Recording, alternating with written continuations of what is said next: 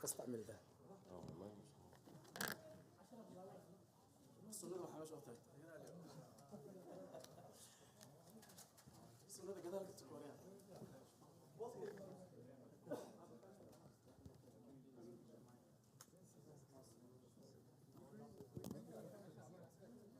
إذا ما يصلح نعطيك الثاني. أعتقد هذا كذا اليمنى.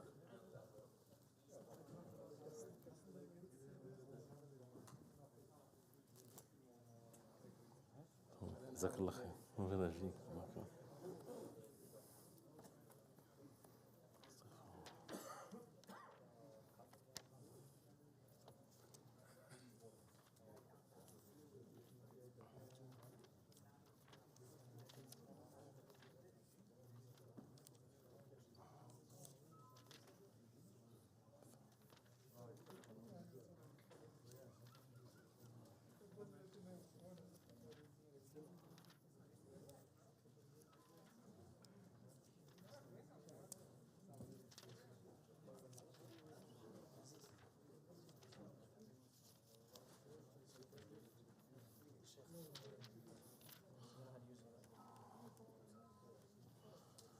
جزاكم الله خير.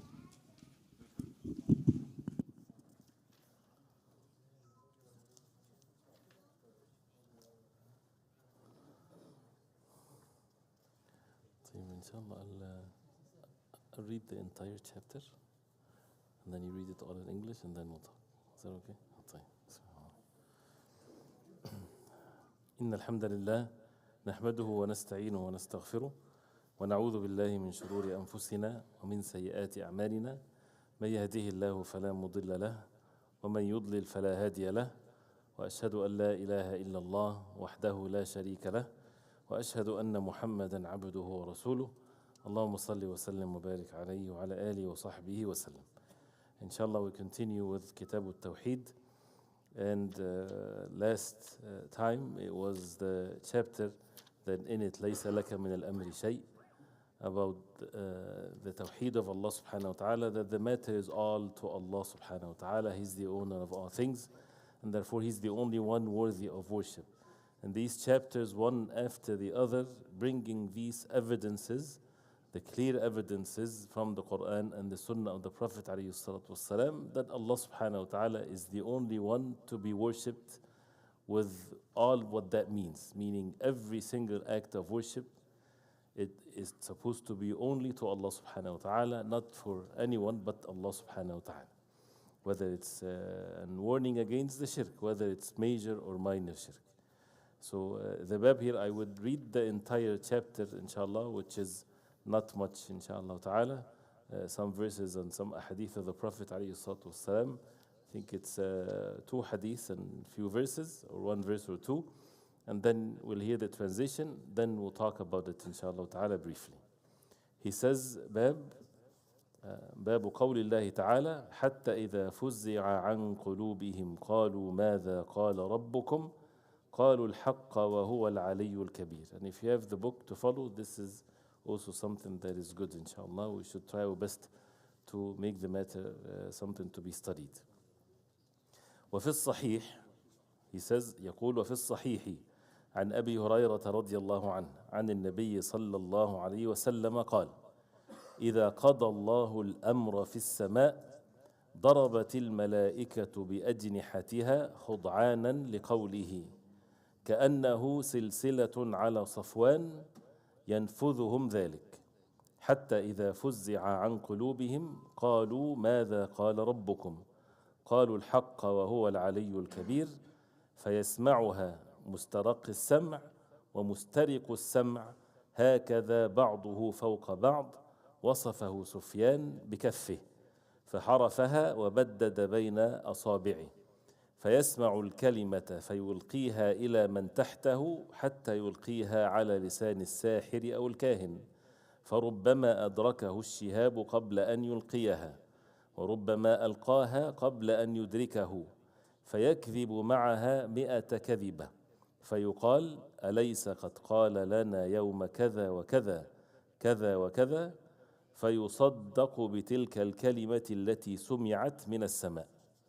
وعن النواس بن سمعان رضي الله عنه قال قال رسول الله صلى الله عليه وسلم إذا أراد الله تعالى أن يوحي بالأمر تكلم بالوحي أخذت السماوات منه رجفة أو قال رعدة شديدة خوفا من الله عز وجل، فإذا سمع ذلك أهل السماوات صعقوا وخروا لله سجدا، فيكون أول من يرفع رأسه جبريل فيكلمه الله من وحيه بما أراد، ثم يمر جبريل على الملائكة كلما مر بسماء سأله ملائكتها ماذا قال ربنا يا جبريل، فيقول جبريل قال الحق وهو العلي الكبير، فيقولون كلهم مثل ما قال جبريل، فينتهي جبريل بالوحي إلى حيث أمره الله عز وجل.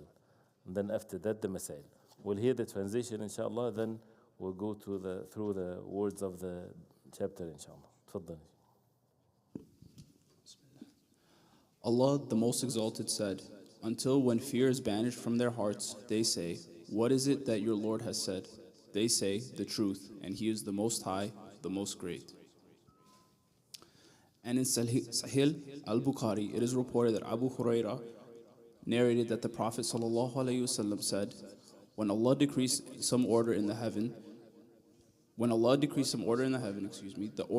angels flutter their wings, indicating complete surrender to His saying, which sounds like chains being dragged on rock. And when the state of fear is banished from their hearts, they say, what is it that your Lord has said? They say, the truth, and He is the Most High, the Most Great. Then the stealthy listeners, devils, hear this order, and these stealthy listeners are like this, over one another. Sufyan, a sub-narrator demonstrated by holding his hand upright and separating the fingers. A stealthy listener hears the word, which he will convey to that which is below him, and the second will convey that which is below him, till the last of them convey to the wizard or the foreteller. Sometimes a flame may strike the devil before he can convey it, and sometimes he may convey it before the flame strikes him, whereupon the wizard adds to that word 100 lies. The people will say, didn't he, magician, tell such and such a thing on such and such a date, so that the magician is said to have told the truth because of some statement that which has been heard from the heavens. Al-Nas bin Sam'an radiallahu anh, narrated that Allah's Messenger sallallahu alaihi wasallam said, when Allah wishes to reveal something to man, He speaks out the words to be revealed. At this, the heavens shake strongly in fear of Him. When the words of Allah fall upon the inhabitants of heaven, they are taken by shock and fall prostrate. First of them to raise his head, is the angel Jibreel, whom Allah speaks out of revelation what He wishes. Then Jibreel passes to the other angels in different heavens and asked at each station, what did our Lord say, O Jibreel? He answers, He said the truth. He is the Most High, the Most Great. And all repeat the same after him. Then Jibreel moves on to the destination with the revelation, to where commanded by Allah, the Most High, the Most Great. So this chapter, again, evidences to prove that Allah subhanahu wa ta'ala is the only one worthy of worship, which is the matter that the most in the Qur'an and the Sunnah of the Prophet ﷺ that you would find evidences for. From the beginning to the end of the Qur'an, it's all about the Tawheed of Allah, the oneness of worship of Allah subhanahu wa ta'ala. The ayah that we just heard from Surah Saba, verse number 23, it says, حَتَّى إِذَا فُزِّعَ عَنْ قُلُوبِهِمْ. This is with regards to the command of Allah subhanahu wa ta'ala when it comes down from the heavens to the earth. And Allah subhanahu wa ta'ala created the angels, that some of the jobs of the angels is to bring the command of Allah to the human beings, one of which is the wahy, revelation from Allah, or any matter from Allah subhanahu wa ta'ala. Everything that happens in the heavens and the earth, all by the commands of Allah subhanahu wa ta'ala, nothing happens by itself. And this is a matter that we have to have the firm belief in. No one can move, nothing can happen whatsoever, whether it's from the human beings or any of the creation of Allah, anything in the heavens and the earth, everything is by the permission of Allah, by the power of Allah subhanahu wa ta'ala. So whenever the command of Allah subhanahu wa ta'ala would come down from Him subhanahu wa ta'ala to the angels would be in state of shock because of the heaviness of the command of Allah subhanahu wa ta'ala. So when this faza' hatta idha fuzzi'a, al-faza' is usually translated as the extreme terror in the heart, when someone has extreme fear. So the angels, even though they are the closest to Allah subhanahu wa ta'ala and in constant worship of Allah subhanahu wa ta'ala, and there's no punishment for them, they are just worshipping Allah subhanahu wa ta'ala day and night at all times. They still, because of the fear of Allah subhanahu wa ta'ala, they know Allah subhanahu wa ta'ala with His names and attributes, so this is what happens to their hearts. So when that vanishes away after the command comes down and the immediate or the first response of it is this extreme fear of Allah subhanahu wa ta'ala, and then when that goes away from their hearts, they would say, قَالُوا مَاذَا قَالَ رَبُّكُمْ? They would say, what did your Lord say? قَالُوا الْحَقِّ. They all would say al-haqq. That means Allah subhanahu wa ta'ala says the truth. He's the creator of all things and He's the owner of the truth. وَهُوَ الْعَلَيُّ الْكَبِيرُ, and He's the most high, the greatest subhanahu wa ta'ala.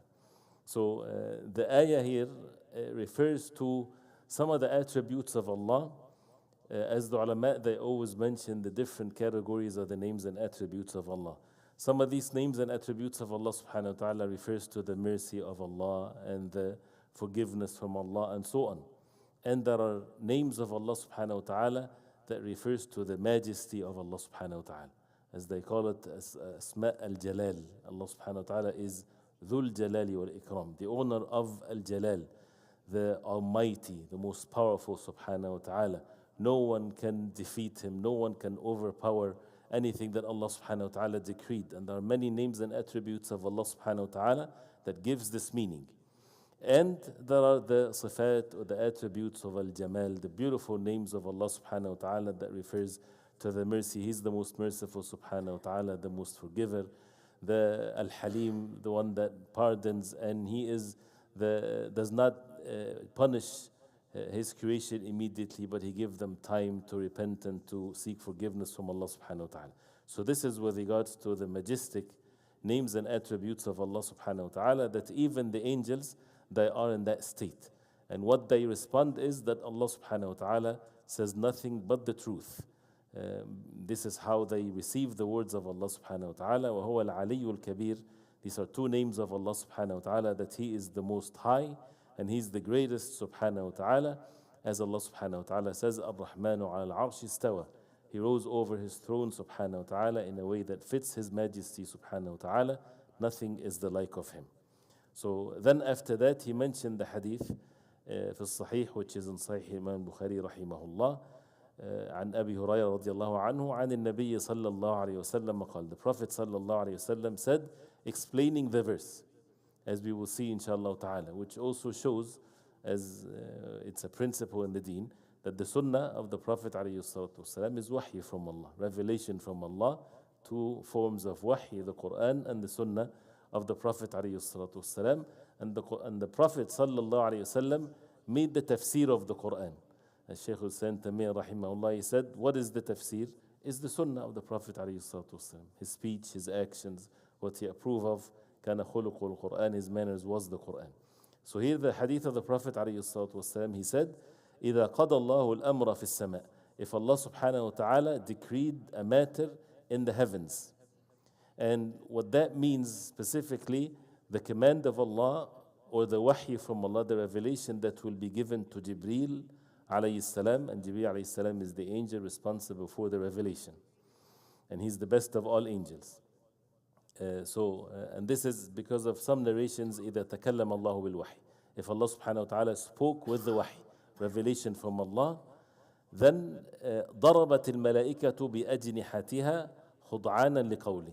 The angels ضربت بأجنحتها, that means it, what's the word, feathers with its wings, because of the khud'anan, to have this khudu' or submission and devotion and humbleness to Allah subhanahu wa ta'ala, because of the command of Allah, because the speech of Allah subhanahu wa ta'ala. And Allah subhanahu wa ta'ala, one of His attributes is the speech, and the Qur'an is the speech of Allah. So when they hear the command from Allah subhanahu wa ta'ala, this is what happens to them. خُضْعَانًا لِقَوْلِهِ, because of the speech of Allah. They would humble themselves in a way that Allah subhanahu wa ta'ala knows best. And we know that the angels are mighty creation of Allah, and they have wings. And Jibreel alayhi salam, he has 500 wings, as some other narrations about Jibreel alayhi salam, and when the Prophet alayhi salatu wasalam saw him in his real form. So this what happens to them, لِقَوْلِ كَأَنَّهُ سِلْسِلَةٌ عَلَى صَفْوَانٍ. The sound of that is the heaviness of the command of Allah subhanahu wa ta'ala. The sound, the voice that they hear is like a chain, an iron chain on rock. How the sound of it is very strong and it's very severe. So this is how they hear it. كأنه سلسلة على صفوان ينفذهم ذلك. This is how it goes through them. And of course, this is to make it easy for us to understand, but really it's beyond one's comprehension. حتى إذا فزع عن قلوبهم, till when فزع عن قلوبهم. As we said, al-faza' is the terror, the fear. But فزع عن, that means when that is relieved away from the heart. So then they go back to the previous state. So that fear is removed from the heart after the speech of Allah subhanahu wa ta'ala comes down. قالوا, then the angels would say, ماذا قال ربكم? What did your Lord say? قالوا الحق وهو العلي الكبير, as the verse says. They would say the truth. Allah subhanahu wa ta'ala says the truth, and He is the most high, the greatest subhanahu wa ta'ala. So this is what the angels, they speak with one another. They say that to one another. فيسمعها مسترق السمع. مسترق السمع is the one that try to steal some of the speech of the angels, which is the jinn. The jinn, they go as high as Allah subhanahu wa ta'ala permit for them. And they listen to what the angels, they speak about. And this is how it explains the sorcerers and the like of this. So mustariq as-sam', as it's mentioned in the Qur'an, when they try to listen to what the angels are saying, and then the star would hit them to burn them. So mustariq as-sam', he would try to listen. ومسترق السمع هكذا بعضه فوق بعض. مسترق السمع, how the jinn, they become on top of each other. Sufyan ibn Uyayna, the narrator of the hadith, he described it with his hand. He says, وصفه سفيان بكفه, with his hand. فحرفها, حرفها, that means he made it like this. وبدد بين أصابعه, and he made space between his fingers. So فيسمع الكلمة فيلقيها إلى من تحته. So one jinn would hear the word and he would throw it to the one underneath him.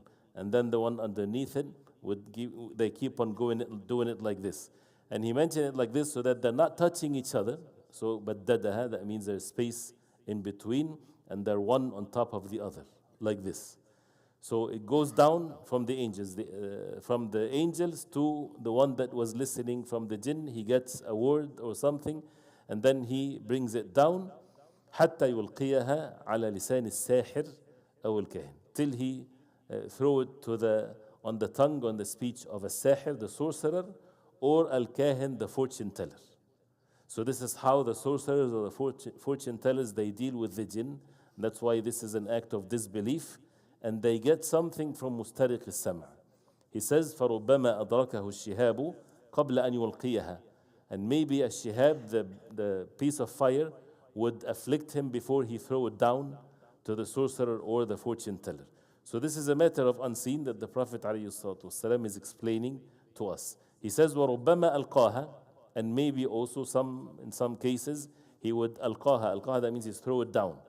قَبْلَ أَنْ يُدْرِكَهُ, before the shihab, before the fire would reach him. So the fire that reaches the jinn, sometimes it reaches them, they're not able to send it to the sorcerer or the fortune teller. And sometimes by the permission of Allah allows that some of these words will come down to the sahir or the kahin, the fortune teller or the sorcerer. So what happens? فَيَكْذِبُ مَعَهَا مِئَةَ كَذِبَةٍ. So the sorcerer or the fortune teller would lie with this one word 100 lies.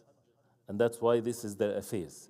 They would say maybe one thing might truly happen in the future, for example, but with 100 lies. But what happened? People only remember the one piece of truth that he said. and they forget about the 100 lies that he adds with it. So he said, فَيَكْذِبُ مَعَهَا مِئَةَ كَذِبَةٍ. He would lie with it 100 lies, meaning the sorcerer or the fortune teller. فَيُقال, then it will be said, أَلَيْسَ قَدْ قَالَ لَنَا يَوْمَ كَذَا وَكَذَا كَذَا وَكَذَا. The people then would say, when that one piece of truth comes into reality, they would say, didn't he say to us, the sorcerer or the fortune teller, didn't he say to us on that day, such and such day, such and such information? فَيُصَدَّقُوا. So people would believe him, would see that he is truthful, بِتِلْكَ الْكَلِمَةِ, by this one word that he said, which was correct. التي سمعت من السماء, the one that was heard from the heavens. One word, but he add to it 100 lies, but the people don't remember the lies, or they overlook the lies, but they remember that he said something and it happened. Follow that guy if he's a sorcerer, or don't follow him, of course, but see what other things he said. He says 100 lies, but nobody pay attention to this because of how human beings, they have this tendency. And we have to understand ourselves. One of the important principles in our life is that for a person to be upon the righteousness and the steadfastness upon the deen of Allah, you need to know yourself. And of course, knowing Allah subhanahu wa ta'ala with His names and attributes. And how would you know yourself? From the Qur'an and the Sunnah of the Prophet alayhi salatu wasalam.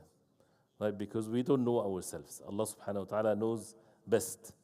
And therefore, when the Qur'an talks about the human beings, it's talking about us. So one of the characteristics of the human beings, and we are one of them, that we have tendency to receive al-batil or falsehood in a way that is deceiving. We have that tendency because the shaitan, he adorns the falsehood. So a person has to warn himself against his own self, right? And we talked about that before. Like if someone says a falsehood, a speech that is full of falsehood, disbelief, matter of disbeliefs, lies, whatever there is. Immediately when that happens, there is Iblis and the armies of Iblis, armies of shaitan, they become on his side. He's doing their work. So what do? They work on the people when they hear this. They work on their hearts to adorn that evil to them. They say, oh, mashallah, look how eloquent his speech is. That makes sense, it sounds good, like this. And it's all whispers from the shayateen to adorn the evil. Right? So that's why those who they just want to follow their desires or how it feels to know what is right and what is wrong, when it comes to how it feels, a person might be deceived. That's why the haqq, the truth, is not by how it feels. It comes with ilm, with knowledge. And that's why Allah subhanahu wa ta'ala gave us the ability to think and reason. So the ilm comes, knowledge becomes speech and actions. So when someone says, try this dhikr, if you say it 100 times, you'll feel like you're flying in the air. And maybe truly you would feel that way. Does that mean that this is the truth? That this is a good thing? You made the sign of the truth is your feelings. As we said, this is all false. It doesn't even make sense. And that's why if a person is feeling high, he gets some drugs, he feels good, that means it's a good thing for him? Of course not. So the matter is about the truth. So this is an evidence of that, as he will mention. So this is the first hadith. The second hadith, عن النواس بن سمعان سمعان with the كسرة رضي الله عنه قال قال رسول الله صلى الله عليه وسلم إذا أراد الله تعالى أن يحيى بالأمر. If Allah subhanahu wa ta'ala will to reveal revelation with a matter, يوحي بالأمر, تكلم بالوحي. And see how the hadith of the Prophet ﷺ is very explicit when it comes to the attributes of Allah. Allah subhanahu wa ta'ala تكلم بالوحي. He speaks the revelation. So one of the attributes of Allah is the speech. And this is the aqidah of Ahl Sunnah wal Jama'ah. And as with all the attributes of Allah, ليس كمثله شيء. Nothing is the like of Allah. The people of Ahl Sunnah, they are not as the evildoers are saying they are mujassima. They give similarities to Allah, or they attribute to Allah what they attribute to the human beings. A'udhu billah. The people of Ahl Sunnah wal Jama'ah, they believe in everything that Allah subhanahu wa ta'ala mentioned in the Qur'an and the Sunnah about Allah subhanahu wa ta'ala, without talking about any similarities to the human beings, without denying it, without altering the meanings of it. And they say, لَيْسَ كَمِثْلِي شَيْءٌ وَالسَّمِيعُ الْبَصِيرُ. Nothing is the like of Allah subhanahu wa ta'ala, and He's the all-hearer, the all-seer. And the subject of al-kalam, kalamullah subhanahu wa ta'ala specifically, those who get themselves again into ilmul kalam and the falsafa and the like philosophy and the like of this, they would say that this is not really the speech of Allah, it's speech, but it's a kalamun nafsi, it's an inward speech, not real speech, and without any evidence whatsoever. And this is all deviation. Allah subhanahu wa ta'ala spoke the Qur'an. This is the speech of Allah, biharfin wa sawt, with letters and sound. And nothing is the like of Allah subhanahu wa ta'ala. So the hadith تكلم بالوحي.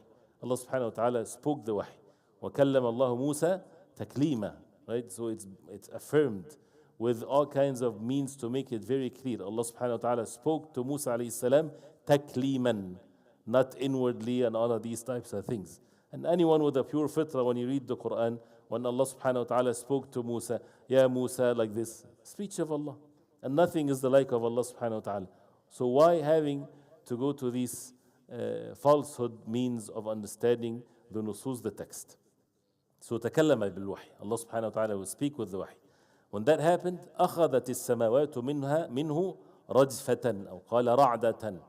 So the samawat, the heavens, becomes shaken, or a strike that happens to it. So it's shaken severely as a result of what? Kalamullah, the speech of Allah subhanahu wa ta'ala. That's why as Allah subhanahu wa ta'ala says, لو أنزلنا هذا القرآن على جبل لرأيته خاشعا متصدعا من خشية الله. If this Qur'an was revealed on a mountain, you would find it split asunder and in state of khushu' and humbleness to the words of Allah subhanahu wa ta'ala. So this is what happens to the heavens, and we don't have to see it with our own eyes.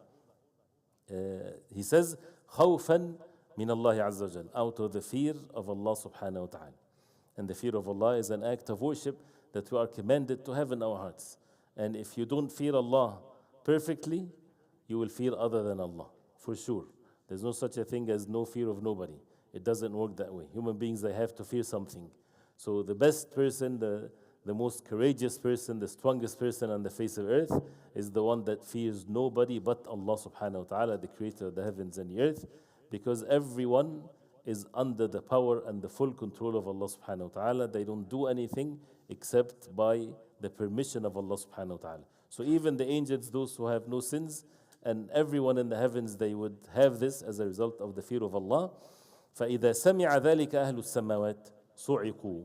If the occupants of the heavens, they hear this, the angels, صُعِقُوا. الصعق is when someone is stricken with a strike, with whatever thing that would strike him. So صُعِقُوا وَخَرُّوا لِلَّهِ سُجَّدًا. And they will all fall in prostration to Allah subhanahu wa ta'ala. All of that because of the speech of Allah. فَيَكُونُ أَوَّلُ مَنْ يَرْفَعُ رَأْسَهُ جِبْرِيلٌ. The first one that lifts his head up from the sujood is Jibreel alayhi salam. And there's a hadith of the Prophet alayhi salatu wasalam, مَا مِن مَوْضِعْ أَرْبَعْ أَصَابِعْ إِلَّا وَمَلَكٌ سَاجِدٌ. There's no place of 4 fingers in the heavens unless there's an angel making sujood to Allah subhanahu wa ta'ala. So the unlimited numbers of angels, and they are in state of ibadah to Allah subhanahu wa ta'ala. The first one to lift his head from the sujood is Jibreel alayhi salam. فَيُكَلِّمُهُ اللَّهُ مِنْ وَحْيِهِ بِمَا أَرَادَ. So Allah subhanahu wa ta'ala will speak to Jibreel alayhi salam from his wahy, from his revelation, with whatever he will subhanahu wa ta'ala, because he's the angel responsible for the wahy. So Allah subhanahu wa ta'ala speaks the Qur'an, the wahy, then to Jibreel, and Jibreel alayhi salam, he conveys it. ثُمَّ يَمُرُّ جِبْرِيلُ عَلَى الْمَلَائِكَةِ. Then Jibreel يمر, that means he passes by the angels. كُلَّمَا مَرَّ بِسَمَاءٍ. Every time he passes by one heaven, because there are 7, سَأَلَهُ مَلَائِكَتُهَا. The angels in this heaven, they would ask Jibreel alayhi salam, ماذا قال ربنا يا جبريل? What our Lord said, O Jibreel. So فيقول جبريل قال الحق وهو العلي الكبير. Like the verse says, Jibreel alayhi salam would say, he said the truth, and he's the most high, the greatest, subhanahu wa ta'ala. فَيَقُولُونَ كُلُّهُمْ مِثْلَ مَا قَالَ جِبْرِيلٌ. So all of them would say the same as Jibreel alayhi salam said. فَيَنْتَهِي جِبْرِيلُ بِالْوَحْيِ. So Jibreel ينتهي, he ends with the wahy, with the revelation from Allah.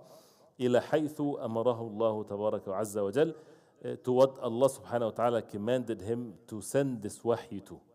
So this is, it shows the majesty of Allah subhanahu wa ta'ala, the power of Allah. What is the effect of that in the heart? The heart's humble itself. This is what the angels they do. So what's wrong with the human beings? Why they don't humble themselves to Allah subhanahu wa ta'ala, the creator of the heavens and the earth, and submit themselves. And also for those who claim to love Allah, what's wrong with them when they turn to a dead person asking him and making dua to him and not Allah subhanahu wa ta'ala? Where is the creation of Allah from all of this? When it's a human being that he gets hungry and he goes to the bathroom and his stomach hurts and he dies.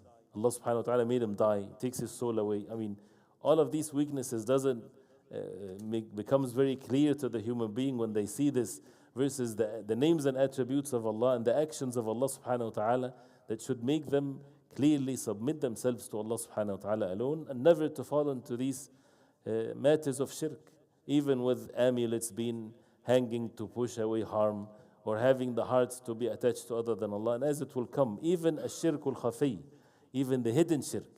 As Abdullah ibn Abbas radiallahu anhuma, he said one of the hidden shirk is, as the example that he said, that a person would say, لَوْلَا الْبَطُّ لَسُرِقَ الدَّارِ. If it wasn't for the ducks in the houses, the house would have been stolen. They used to have ducks in the houses, not dogs. At least you can eat it at the end and benefit from it. And it make noises, right? So if there's a thief outside, the ducks is not going to be silent. But what is the hidden shirk here? A person, the ducks made noises because there was a thief. So his heart will be saying, or this is the attachment that might be there, that might be hidden. And this is a statement that a person can say all the time. If it wasn't for the duck, if it wasn't for the security system that I have, if it wasn't for these cameras, the masjid would have been looted. The house would have been. You should never ever say that. Even though the statement you put the cameras, you put the ducks, you have a dog outside, not inside, for security if you fear for yourself. All of these things are to be taken. But in your heart, all of these things is not what your heart should be attached to. It's only Allah subhanahu wa ta'ala. Because it's all creation of Allah. And if Allah subhanahu wa ta'ala will, all of them might be silent and the decree of Allah will be established. So to that extent, we're supposed to be even watchful of what we say. And always witness with our hearts the power of Allah. This is how to establish the Tawheed in our hearts. And when we read the Qur'an and we have the adab and the manners of the Qur'an and the khuluq of the Qur'an, a person would find himself attributing everything to Allah subhanahu wa ta'ala in manners and in goodness. Then he mentioned some of the benefits. I'll just list them one after the other, inshallah ta'ala, even though it's 22. 22 things that are referred or benefits of what we just heard. He says the first, tafsirul ayah, the tafsir of the ayah that we just heard in the beginning. So this is something that we heard the tafsir of it briefly, but this is what we need to be upon. And exalting Allah subhanahu wa ta'ala. Number two, ما فيها من الحجة على إبطال الشرك. And I'm reading the Arabic specifically so that if you have the book also, we can pick up some of the meanings here, inshallah. What's in the verse? من الحجة. Al-Hujjah is what? Is the strong evidence. Dalil is an evidence, but Al-Hujjah is the strong evidence that once it's established, the person has no excuse. So to establish the strong evidence على إبطال الشرك, that refutes the shirk, that the shirk associating partners with Allah should be very clear that this is falsehood. And the haqq, the truth, defeats the falsehood. And as they say, exactly like when Musa alayhi salam, he threw his stick and it took all of the snake-looking sticks of the sorcerers, how the haqq, when it was thrown, all the falsehood disappeared. And the sorcerers, they prostrated and they said, we believe in Allah subhanahu wa ta'ala Rabbil Alameen. This is the same thing when the haqq is facing falsehood. But the haqq needs people to hold fast to it and to be upon it, not just to claim that this is haqq. So this is with the ilm. And that's why no one can defeat the hujaj, the arguments of the deen of Allah. Even in the weakest time that the Muslims might be in, but the truth can never be defeated. And if the entire world, they get together, the most intellect, they get together, they cannot face one alim. But with the condition that he's a alim. A true scholars in the deen of Allah, they cannot defeat him with arguments, with hujaj, not with silly things, right? And not with, they end up arguing and raising their voices or claiming, oh, you're a liar, this. Real evidences back and forth, the haqq is always prevailing. So this is when it comes to the shirk, associating partners with Allah. خصوصا من تعلق على الصالحين, especially for those who have their hearts attached to the righteous ones. So addressing also some of the Muslims, those who their hearts attached to the righteous ones, where I might call upon them. وهي الآية التي قيل أنها تقطع عروق شجرة الشرك من القلب. And this is like the ayah that would eradicate, cut the roots of the tree of shirk or associating partners from the heart. So why? Because of how the greatness of Allah subhanahu wa ta'ala is. The tafsir of قالوا ماذا قال ربكم قالوا الحق وهو العلي الكبير. Anything comes from Allah is the haqq, is the truth, and He's the most high, the greatest subhanahu wa ta'ala, and nothing is the like of Him. So humble yourself to this haqq. سبب سؤالهم عن ذلك, the reason why the angels, they ask about this, of what happens to them as a result of the speech of Allah, that they all become stricken by it, and the heavens, that it shakes and so on. أن جبريل يجيبهم بعد ذلك بقوله قال كذا وكذا. The Jibreel answers them by saying such and such. ذكر أن أول من يرفع رأسه جبريل, the first one that lifts his head from the sujood is Jibreel. Number 7, that he says to the people of the heavens, all of them, because they all ask him, each one of them they ask him, each group of them in every heaven, so he answers them. أن الغش يعم أهل السماوات كلهم, that al-ghashi is when a person faints. So this is what happens to them, all of the people of the heavens. ارتجاف السماوات, the samawat, the heavens shaken as a result of the speech of Allah. أن جبريل هو الذي ينتهي بالوحي. Jibreel عليه السلام is the one that takes the wahy all the way to where Allah subhanahu wa ta'ala commanded him. He's the one responsible for the revelation, the wahy. ذكر استراق الشياطين, what's mentioned about the shayateen, the devils listening, the stealth or stealing some words. صفة ركوب بعضهم بعضا, how they ride on top of each other, as Sufyan ibn Uyayna, he gave that illustration with his hands. إرسال الشهب, the shuhub is the fire, the piece of fire that sends on them. أنه تارى يدركه الشهاب, that sometimes the jinn get afflicted by the fire, he's not able to take the words down, and sometimes he does not get hit and he make it reach to his wali, to his loyal partner from the human beings, the sorcerers and the like of them. And that describes or explains why sometimes they say something that people might believe. كون الكاهن يصدق بعض الأحيان, that the fact that the fortune teller sometimes he might say something that becomes reality, and the fact that he lies 100 lies with it, and أنه لم يصدق كذبه إلا بتلك الكلمة التي سمعت من السماء. His lies, the sorcerer or the fortune teller, are only believed because of this one kalima, and people ignoring the 100 ones. And then he mentioned this principle, قبول النفوس الباطل. Human beings, they have tendency to accept the falsehood, because how can a person would hang to one word of haqq or truth and ignore 100 lies? If someone, right, that you want to follow a person, right, if that person says one thing that is right and 100 lies, would you follow that person? Of course not. So why people do this with the fortune tellers? And 19, كونهم يتلقى بعضهم من بعض تلك الكلمة ويحفظونها ويستدلون بها. They take this from one another, and they are helpers and loyal to the shayateen. Number 20, إثبات الصفات خلافا للأشعرية المعطلة. To establish the belief in the sifat, in the attributes of Allah, which is not the way of the Ash'ari al-Mu'attila. Al-Ash'ariya, they are Mu'attila. They deny some of the attributes of Allah, not like the Jahmis, they deny it completely, and they say this is not the case, but al-Ta'til here is when they make their ta'wil. They change the meaning of it. So they don't say that Allah subhanahu wa ta'ala speaks as the ayat and the hadith says, but they add to it. They say it's kalamun nafsi. And nafsi is what your nafs, your secret talk, your inward talks. Where did they come up with this? Nobody knows, right? Even if it's with good intentions to not let people have feeling of similarities and all of that, this is the deen of Allah. Allah knows best, and the Qur'an was revealed Kitab At-Tawheed mubin, very clear in the Arabic language. And the Sahaba radiallahu anhum, how they understood it and how they took it. How the speech of Allah, how? Allah knows best how. We don't know how. So that's why this is the proper belief in it. But we don't know, we don't say أو تفويض المعنى, because this is a very dangerous, slippery road. When people say Allah knows best, what does it mean that Allah speaks? You have to be careful of those people. If someone says Allah knows best, what does it mean? What do you mean Allah knows best? What does it mean? Allah knows best everything. But it means Allah spoke. But if you say Allah knows best how He speaks, yes. Because we don't have evidence of how Allah subhanahu wa ta'ala speak. Right? There is a how, but we don't know it. But to say Allah knows best, what's the meaning of it?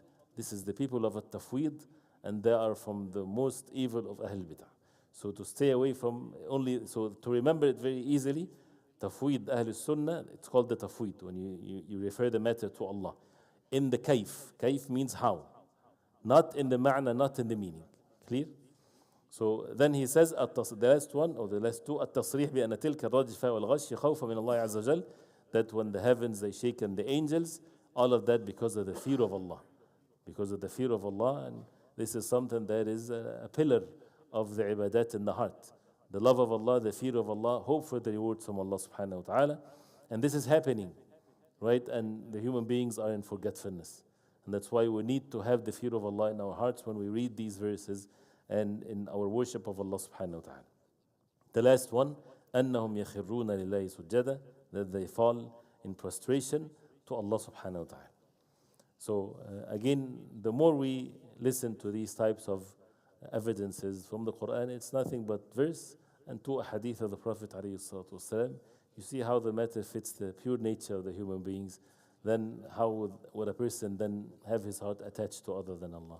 That's why the next chapter is about shafa'ah, the intercession, that many people, they slipped away from the truth because of the subject. The intercession and seeking help from others and things of that nature. And how that when you put one chapter after the other with these evidences, the matter becomes easy to purify the hearts completely from being attached to other than Allah subhanahu wa ta'ala. One last thing, inshallah ta'ala, and I know you probably heard this from, clearly, mashallah, but today was the 15th of Sha'ban, right?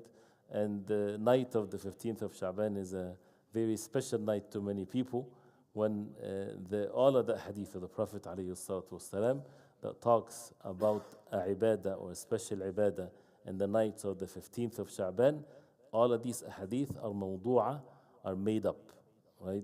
All of them. There's no authentic hadith in it whatsoever. But the hadith that talks about the virtue, only the virtue of the night of the 15th of Sha'ban, are weak hadith. That means still not to be acted upon. Except that one hadith that has differences of opinions whether it's authentic or not, and it's only about that Allah subhanahu wa ta'ala is presented. He looks at His creation and He forgives everyone except a mushrik, someone that associates partners with Allah, and a mushahin, the one that quarrelsome with others. And even when the ulama, and we talked about that Friday, I'm not sure if you guys, the mushahin, even Salaf al-Salih, they talked about 4 meanings of a mushahin. You ready to know the 4? And if I forgot one, remind me, inshallah. First one, sahibul bid'ah, the one that innovates in the religion. He's mushahin, because he is instead of quarrelsome with the ummah, because he invented something in the deen. Now someone would say this is bid'ah, why you're innovating something? And then he causes all of the fitan. If people quit doing the bid'ah, things will be easy in our life. So the sahibul bid'ah. The second one is the one that attacks the sunnah. The one that attacks the sunnah, shed the blood in the name of religion and all of these things against the believers. So this is also mushahin, because he goes against, like the Khawarij and the like of them, goes against the ummah of the Prophet alayhi salatu wasalam. The third one is the one that reviles or curses or says bad things about the Sahaba radiallahu anhum, because the Sahaba radiallahu anhum are the best of this ummah. So he is in quarrelsome dispute with the entire ummah of the Prophet alayhi salatu wasalam, like the Rafida and the like of them. And the fourth one, which is quarrelsome between the brothers towards one another for worldly matters, or relatives, or you can name it, which is a disease that we need to purify our hearts from, and to stay away from all of these silly things that the shaitan comes in between and cause people to fight and argue with one another, and to stay away from the means or the steps that can take a person closer to these matters, and to have the hearts attached to Allah subhanahu wa ta'ala alone, and to be brothers for the sake of Allah. And that also requires some details, inshallah. No. No. ثم السب لأصحاب النبي عليه الصلاة والسلام, the one that reviles and curses the Sahaba رضي الله عنهم, and المشاحن الذي يضمر الضغينة لإخوان المسلمين. He has this hatred inside. He has disputes with others, with his neighbors, with the people in the masjid. Sometimes you find in our masajid, a person was praying in the masjid all the time, then all of a sudden he disappears. Why? Because he fought with one of the brothers in some argument, so he quit coming to the masjid. And that's why things need to be done, so that the hearts are always together, because the shaitan is working. Wallahu musta'an. So we stop here, inshallah. Jazakumullah khairan, Shaykh Faisal, and forgive us for taking too long. Wallahu musta'an. Barakallahu feekum. Tafadhal.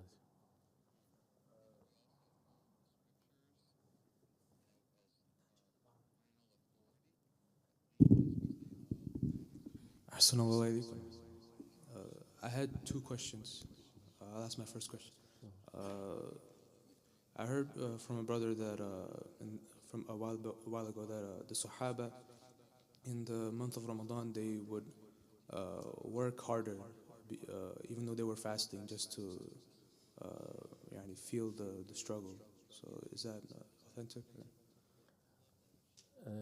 I personally do not recall a specific evidence that they would work harder in Ramadan to feel the hunger or the thirst. But definitely it wasn't for them the month of resting and sleeping all day and things like this, because it's part of Ramadan is for a person to be hungry and to be thirsty, yes. But as a principle in the deen is that we should not do something to make the ibadah difficult for us in an intentional manner.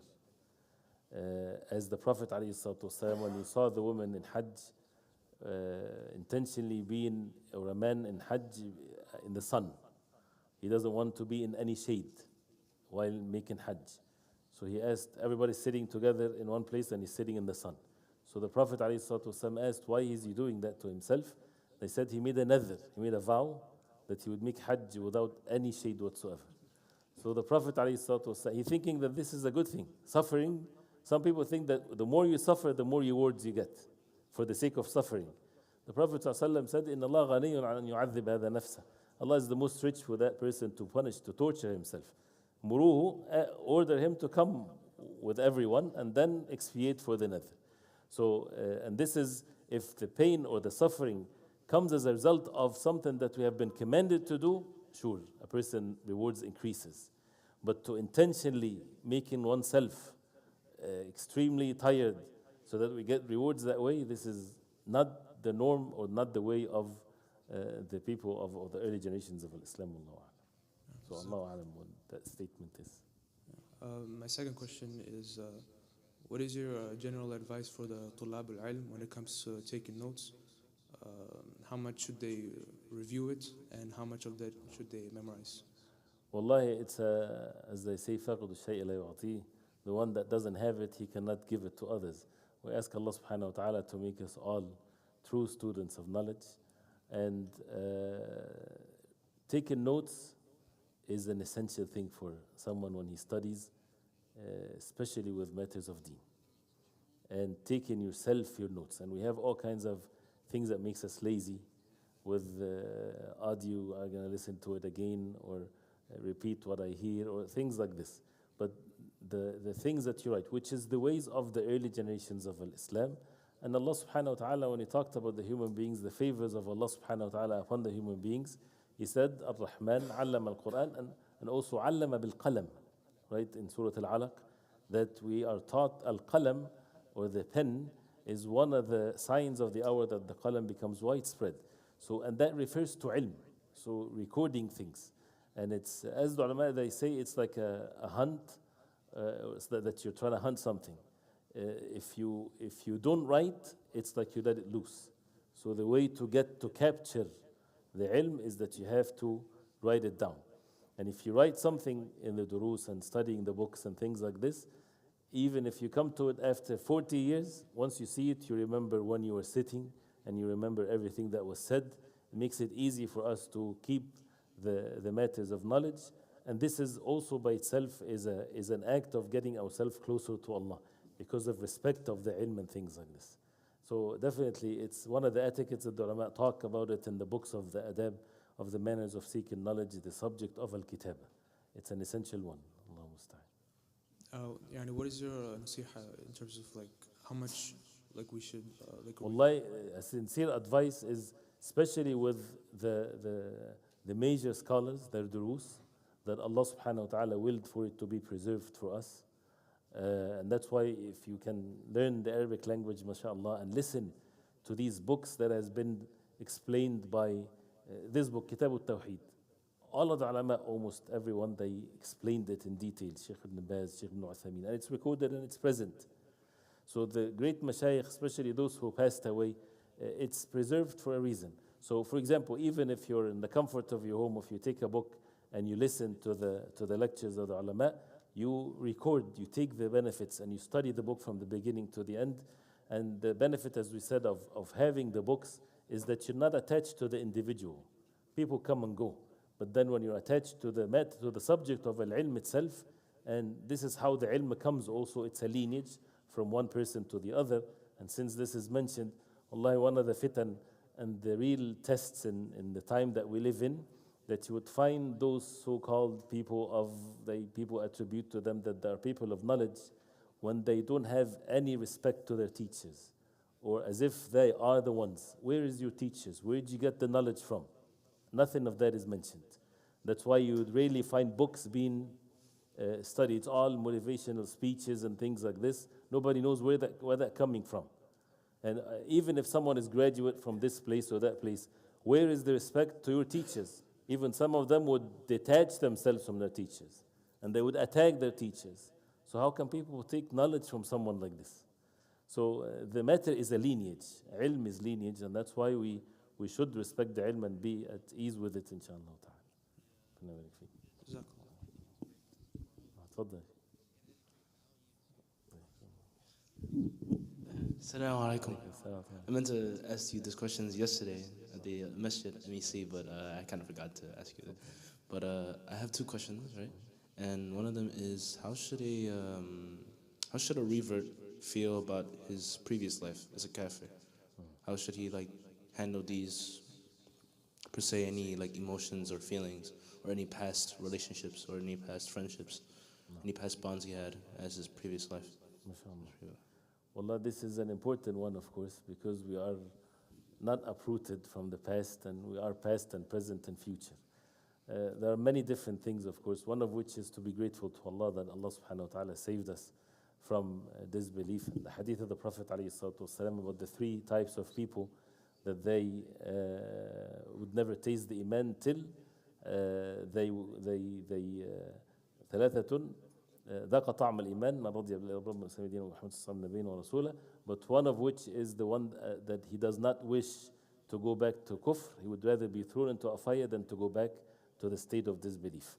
So this is a meaning that should be present in the heart, of course. Knowing that the shaitan will whisper to test the people. So the good times, the relationships that a person had in the past, these things can come to one's memory and things like this. If it's a kinship or something like this, mashallah, it continues after the deen of Allah, and it should be done in the proper way. If it's sins, if it's something bad that a person did, to be grateful to Allah that Allah subhanahu wa ta'ala is the most forgiver, the most merciful. And if the shaitan whispers, oh, it was some good times in the past and things like this, push away that thought from oneself, and to ask Allah subhanahu wa ta'ala for forgiveness, and to ask Allah subhanahu wa ta'ala to adorn the hearts with matters of al-iman, and to be patient with oneself with the actions of good deeds, and to put oneself in the right environment. And yes, it's not easy, but this is part of detaching oneself from the bad environment, from the bad friends. And it's just a matter of time till a person gets used to it, and with seeking help from Allah subhanahu wa ta'ala. The Sahaba radiallahu anhum, they used to sit and remember the days of Jahiliyyah and laugh. So they used to, even they would do this as a way of showing and being grateful to Allah subhanahu wa ta'ala that Allah saved them from the hellfire. Wal-'iyadhu billah. Allah make it easy. Thank you. Jazakallahu khayr. And for the second question, it's more of a general question, but let's say like I get a gift, right, from a friend. Is it permissible for me to give that gift to another person? No. Like as a gift?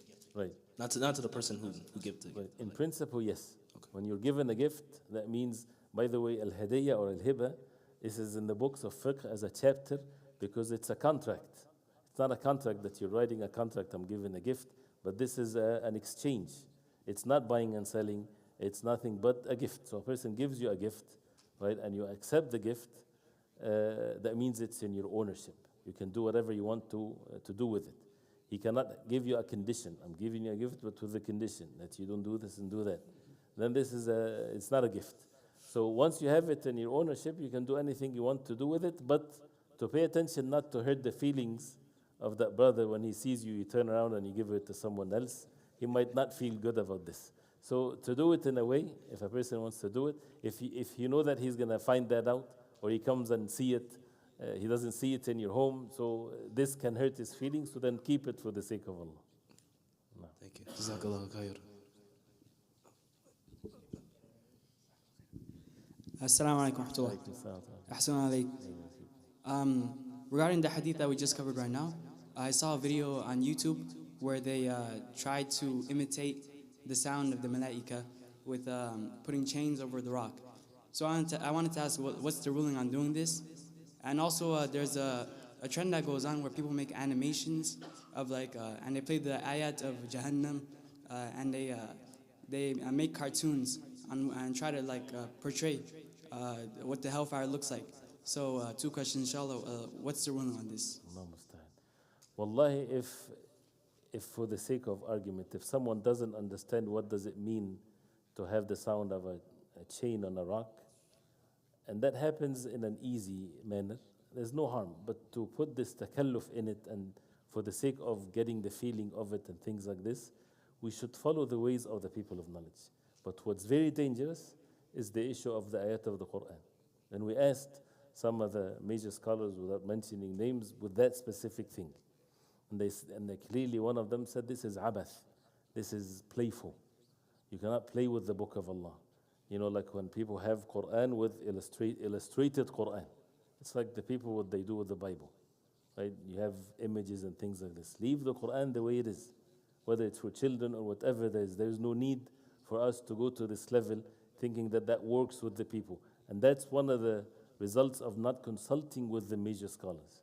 People, they think it's a good thing, and for the sake of the da'wah, let's do this. Where did you come up with this? It requires ilm. And the same thing with the voice over and making different voices and tones with different ayat. And I've heard someone saying that they want to bring something out, something like when Fir'aun speaks, someone reciting the translation. But Fir'aun says, so it's a scary voice. And when a prophet says it's like this, this is playing with the book of Allah, and there's no need for such a thing, or what they call it, a dramatic thing of the Qur'an. All of that we need to stay away from. But you would find that these fit in bringing these matters, that a person should respect the Qur'an, the words of Allah, and to leave the matter the way it is now. Jazakallah khairan. Assalamu alaikum. My question is about today's topic. It's about what our Lord orders.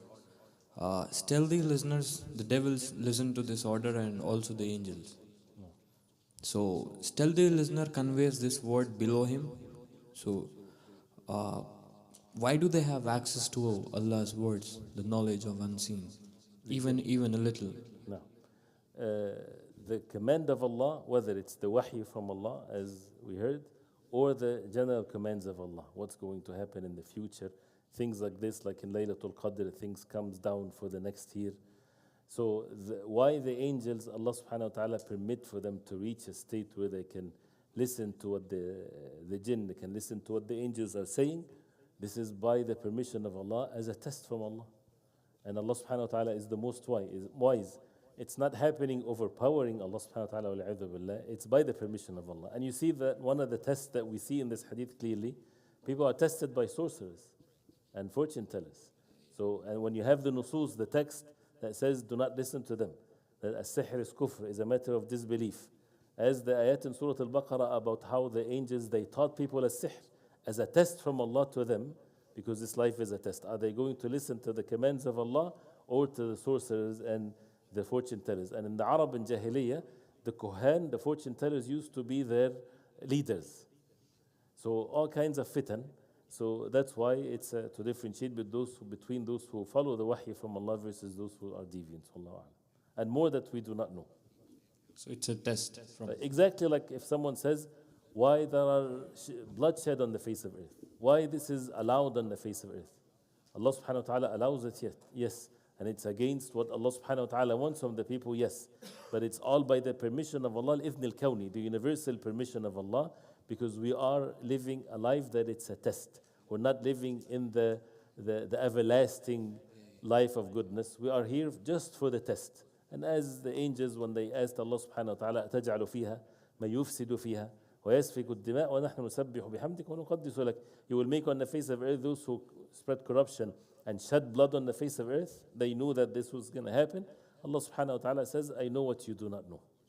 So the wisdom of Allah and the knowledge of Allah is in such a way that one of which is that you worship Allah subhanahu wa ta'ala not the way that you desire, but according to what Allah commands us. So being patient, being grateful, and so on. Thank you so much.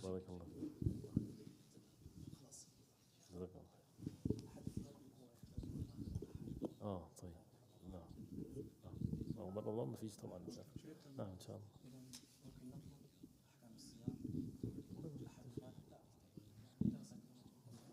طيب ان شاء الله إخواني إن شاء الله. Today is the 25th of February. Next Sunday will be the 3rd March, which is next Sunday. And then following Sunday will be the 10th. It could be that night Tarawih. So that means we have only one Sunday left. So inshallah ta'ala next Sunday, بعد العشاء ولا بعد المغرب. So we're going to have أحكام الصيام. We have to educate ourselves since we are about to approach one of the pillars of Islam. So it's very important that we should remind again, inshallah ta'ala, for ourselves from our Sheikh, أحكام الصيام and the virtue of Ramadan and Qiyam and Taraweeh and all this. Because we need to get some boost, some energy. Definitely, so that we could stand up good for Allah Azza wa Jalla and worship Him subhanahu. 25 that's what I want to ask you. So يعني Sunday night, yeah. Which is according to the it could be the Sunday will be 29th of Sha'ban. The 10th. لا احنا ثلاثة. March 3rd. Yes. مش هذا السندي لا هذا السندي لسه is 3rd of March. نعم. So هذا Sunday is going to be our last Sunday. So the 10th we will dismiss because it could be Taraweeh. So we will not going to have any program until Ramadan is over. إلا إن أراد شيخنا and he will visit us and give us some encouragement. So inshallah ta'ala, and then the next Sunday, which is the March 3rd, inshallah ta'ala, is your birthday? Well, the dinner is on you and then. Barakallahu feek. May Allah give you a long life with good amal salih. So inshallah ta'ala, after Maghrib or after Isha, we continue. After Maghrib, Ahkam al-Siyam. So inshallah ta'ala, our Shaykh will go through this. And inshallah ta'ala, we will talk about Ramadan, bidhillah ta'ala, next Sunday. After that, it will be inshallah Ramadan. Get ready. Sallallahu azza wa jalla an yuballighana Ramadan. Jazakallahu khair, inshallah. After Maghrib again, inshallah, we will announce it and we will make some flyers for Ahkam al-Siyam. So Sunday, 3rd, March 3rd, Sunday after Maghrib, not after Isha. No, between Maghrib, inshallah, we can continue question and answer after Salat al-Isha. So we will have some time. So next Sunday, the dars will be after Maghrib. After Maghrib, next Sunday. And the cake will be after Isha. And 69. Inshallah. Barakallah.